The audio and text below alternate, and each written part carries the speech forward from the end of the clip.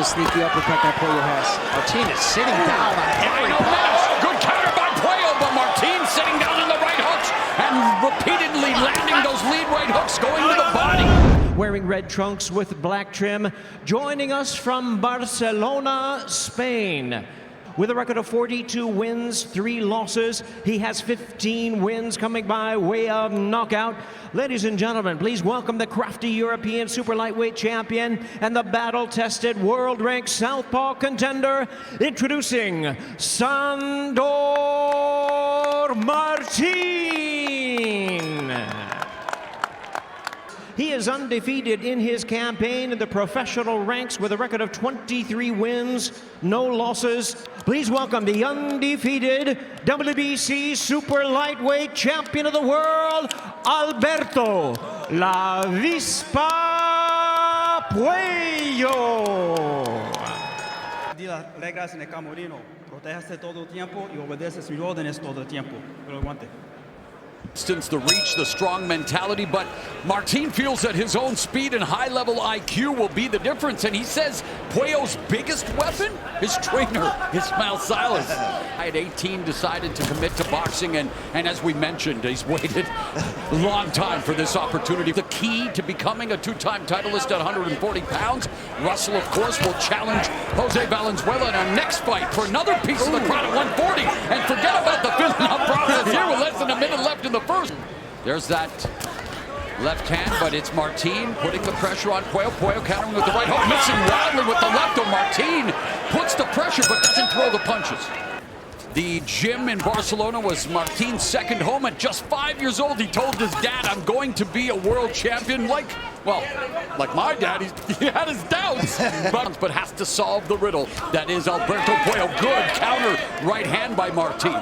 The riddle, Martin, I mean, let's not forget, he retired Mikey Garcia. 4-division champ. Yes, he gave Teofimo Lopez a really close fight. Dropped Lopez, and a lot of people thought Martin won that fight. Absolutely. Juan Russell coming up, so lots going on at 140 as this fight. But putting that pressure and getting Puello uncomfortable. There's mental pressure, physical pressure in boxing, and Martin goes to the body with that left hand, an overhand right by, nice counter right by Puello, and things opening up here now with 1:10 left in the second round. Puello has the same heart as him, so he believes he can suffer more in the fight, take more punishment if needed. Situation, Martin coming out a little more aggressive, trying to bring the battle to Puello.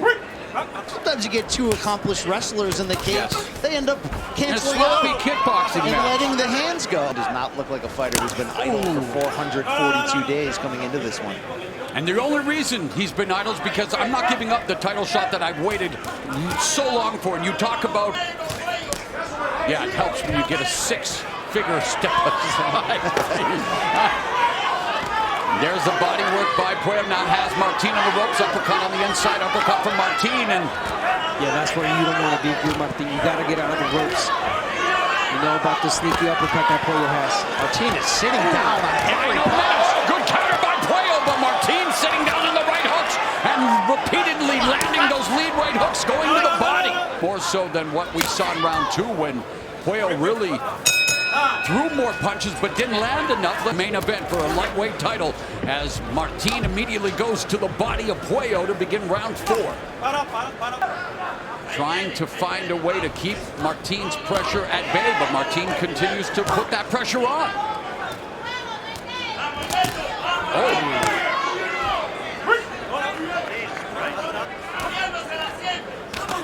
Body work by Martin.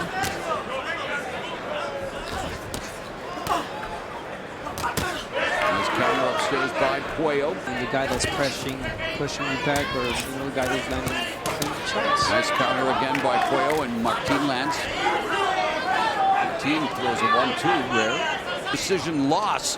The key takeaway, Martin can roll when needed. In that fight, he displayed that, but again, suffering one of his 3 setbacks. But has bided his time, has waited his turn, looking to make the most of his first title opportunity here tonight, digging away to the body, then going upstairs. And that's where his corner told him, all right, it's time to push forward. Larry Hazard, our unofficial scorer, has Martin up by 2. Opponents to solve. He's the one that's, at least the last couple rounds, chasing Martin more, trying to find avenues of offense. Landing his fair share of shots. Yeah, he's definitely using Puello's own aggression for his benefit. He's waiting for him to get in and make him pay. Yes, and he said, no, you didn't catch me. Nothing happened here. Little sell, little embellishment there for the judges. He doesn't have to. Martin, outside of defeating and retiring Mikey Garcia, really made his name with how good he fought in defeat against Teofimo Lopez. But Martin wanted to remind us, he broke his nose in the opening round against Lopez on a headbutt. That affected his performance in a big way. Broke his nose in that fight. In this fight, he was seeing double. I mean, the guy can adjust. Not allowing Puello any opportunity to really establish any type of rhythm. He's put Puello in the spot where Puello has to be the counterpuncher, and he doesn't look as comfortable in that role as he does coming forward. Right. He usually does. Left uppercut on the inside. Nice body shot by Martin.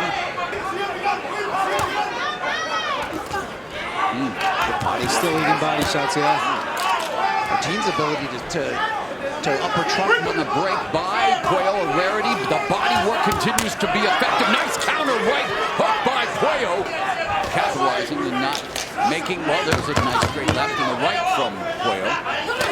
Smart fight by the Spaniard, Sandor Martin, shoe shine. To end proceedings here. Method to the madness, and he's great at exploiting patterns. Just ask Leo Santa Cruz. Went to that right hand once too often and paid for it with the left uppercut from Hades, the 2020 knockout of the year. One thing to note, Martin did have a little trickle of blood coming from his nose at the end of last round. You can see that starting again this round. But I'm just amazed, honestly. I mean, the time that he's been out. Speaking of Martin, let's not forget, Puello's not an easy fighter to fight or to win a fight against. And Martin, look, right now, is making it look easy.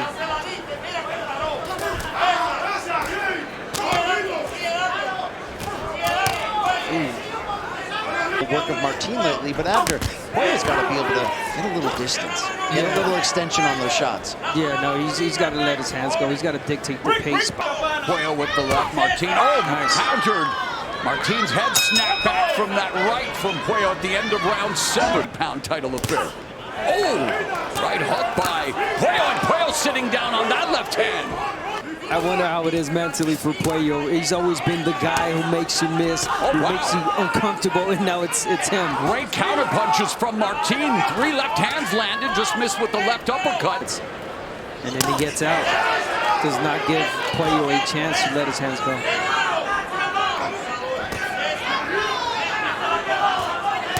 Oh, nice right. In the bank. Body shot by Martin, puts together the combination. Puello flashes the jab. They're leaning in, they're clinching, but yeah, count when they're in close. There it is. There, Martin going to the body. Good counter right by Puello. 30 seconds left. Puello beats that lead left uppercut from Martin. Just established that jab, and there it is. I couldn't agree more. And we're going to see the left hand exchange, a beautiful exchange right here from both sides. But it was Puello who got the best, the inside work. And here comes that left hand. But like you said, it's Puello who does it. Yeah, and he's not allowing his offense to get on track because of it. And meanwhile, Martin's shoe shot in the body. Side headlock employed by Martin. Nice counter right there by Martin. Martin much busier. Puello is closing the gap on Larry Hazard's unofficial scorecard. Yeah, we talked about those close rounds. I mean, I thought Martin won the last round, but it was close. Yeah. In fact, Puello did. Yeah, that right hook has been landing really good for Puello. Not that left hand misses, and the counter right from Martin lands. Outlanding Puello by a couple of punches. Puello throwing more in that close quarters. Good defense here by Puello, but along the ropes, Martin keeps him there. Talked earlier about Sandor Martin embellishing some of the missed shots from Puello by smiling, shaking his head. Here's a situation where the counter right hook of Puello landed inside. Martin giving him the respect, saying, yeah, you got me good here, but let's see what happens next. The title for the first time of his second reign against Sandor Martin, who's been the longtime mandatory challenger, waiting 30 years, 45 fights to get this crack. Oh, you say unnecessary. It's a big part of Martin's strategy. Not when Puello's the one leading the clinch and not throwing any punches, guys. I'm sorry. No, I think that's Martin's game plan, to be in the inside. Oh, it is.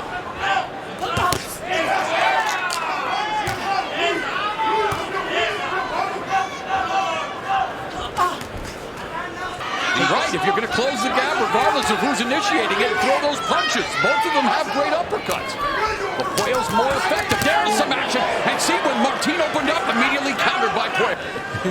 Good job. But again, we talked about that. Oh, that body shot hurt. That body shot hurt Martin. It's interesting because he did land it there. At this, Puello is landing effectively when he gives himself the space. And I know what you've said, Abner, about Martin being part of the reason, but it just seems like Puello not utilizing that ring IQ to go, moving that we're used to seeing Puello. Just over a minute left in the 11. Jumping all over Puello to start it here. And according to Larry Hazard, our unofficial scorer, Puello will need to score his 11th knockout in order to retain the title. Again, that's unofficial. And again, you imagine what Sandor Martin to wait as long as he has. Yeah, you got paid, but this is why you do this. First title fight, a chance to really live out your dreams. And now 2 minutes left. Can Martin do it, or will Puello? I wonder if that's nice uppercut. Sorry, Brian. You wonder if that's the type of strategy Martin you don't, yeah. It's regret. Well, I was going to say, actually, now with a minute and a half left, he was there for the ripping open. It was lucky to happen in the last round. 30 seconds left. But again, Puello storming Martin. It's going to come down to Mark Cosentino, David Sutherland, and Don Trella to determine who walks out of Barclays Center 140-pound titleist. You see the power punches, clean, effective punching, but you look at the jabs, Puello's bread and butter, but again, power punches stand out to me. Ladies and gentlemen, after 12 rounds of action, we go to the scorecards with a split decision. Cosentino scores about 115 to 113 in favor of Sandor Martin. Judge at ringside, David Sutherland, sees it 115 to 113 in favor of Alberto Puello. And judge at ringside, Don Trella, scores about 116 to 112 in favor of the winner and still champion Alberto La Vispa Puello. Getting used to close encounters of the 140-pound kind for his second consecutive fight.